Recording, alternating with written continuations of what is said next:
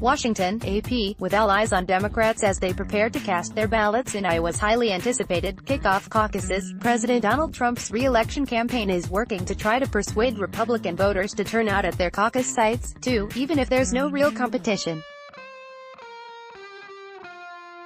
The push, complete with a presidential rally, GOP-led training sessions and a new video featuring the president's daughter-in-law, makes clear the campaign is trying to avoid the optics of empty Republican rooms on caucus night juxtaposed with Democratic gatherings brimming with enthusiastic voters. But they also demonstrate just how dramatically Trump has seized control of his adopted party, ensuring that no Republican could credibly take him on, despite his historic unpopularity.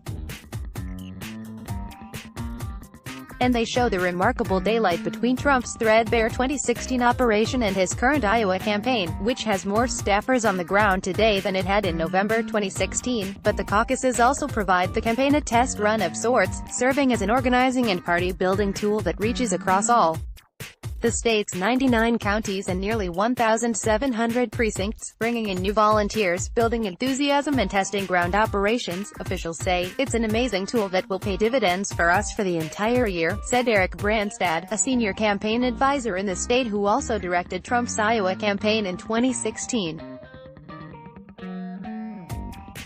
"It really gives us an opportunity to activate our base. The Iowa caucuses are a chance to flex the organizational muscles of President Trump's campaign," said Trump campaign spokesman Tim Murtaugh, who promised a heavy presence across the entire state in the days ahead.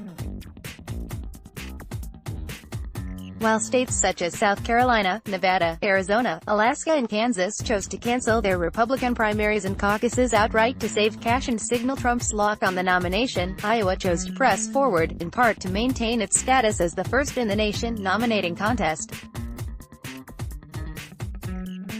"That has never been a consideration for us out here in Iowa.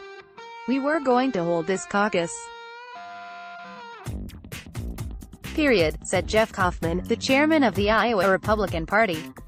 "While it would have been so much easier and so much less expensive for us to just go ahead and cancel this," he said, "the state couldn't risk giving the Republican National Committee a reason to reconsider the calendar. In some ways, my audience for this is about 160 people in the RNC," Kaufman said. Nonetheless, he and other GOP officials have been working to remind their voters to turn out on Feb. 3, even if Trump is a shoo-in among Republicans in the state. The state party has organized over 100 caucus training sessions. Vice President Mike Pence is planning a bus tour. And Trump himself will be holding a marquee rally in Des Moines next week, just days before the caucuses, to build excitement. His campaign also released a video Wednesday in which the president's daughter-in-law and senior campaign advisor, Lara Trump, explains the caucus process and encourages Trump supporters to take the unique opportunity to be one of the first Americans to support President Trump at the first-in-the-nation caucuses, without opposition. "We definitely have to educate, and we've been heightening the awareness of these caucuses," said Kaufman, who acknowledged that low turnout is likely on the Republican side. In contrast, if it is a blizzard that night, I'm guessing Bernie supporters are going to trudge through to get there, he said, referring to Vermont Sen. Bernie Sanders, even as he maintained that Trump's impeachment trial in Washington has dramatically energized Republican voters in the state. In addition to casting ballots for Trump, the video released Wednesday notes that caucus attendees will also have the chance to elect delegates who will be responsible for formally choosing the nominee at the 2020 Republican National Convention in Charlotte, North Carolina. "It is imperative that we only select the top supporters of President Donald J. Trump for this honor," Lara Trump says in the video. The comment underscores lingering anger about 2016, when Trump rival Ted Cruz's sophisticated campaign operation locked in delegates who supported him instead of Trump, prompting fears of a contested convention. Not this time. Since shortly after his election, Trump's campaign has worked aggressively to monitor and influence local party operations to dramatically increase the likelihood that only Trump loyalists make it to the Republican nominating convention in August 2020.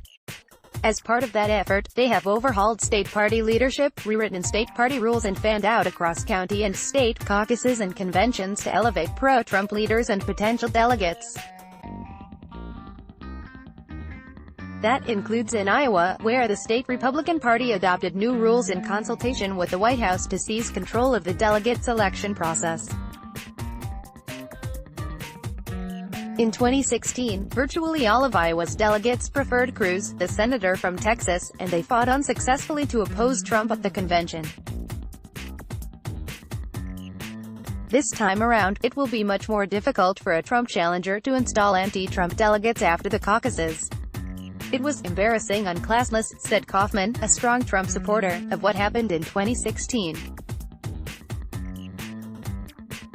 This time, they're not taking any chances. To make sure that our state doesn't have a black eye, we have to make sure that the very few never-Trumpers that climb out from underneath the rock every 4 years to whistle at the wind and howl at the moon don't embarrass our state, he said. But former New Hampshire GOP chairwoman Jennifer Horn, who led her state party during Trump's first run and is deeply critical of the president, slammed the effort as both unprecedented and extremely damaging to the party's long-term health. I think that there are thousands of good people who feel like they have been pushed out, she said. The way that they have gone about it is so heavy-handed. Almost corrupt, ____. Follow Colvin on Twitter at https://twitter.com/Colvin____. Catch up on the 2020 election campaign with AP experts on our weekly politics podcast, Ground Game. Let's block ads. Why?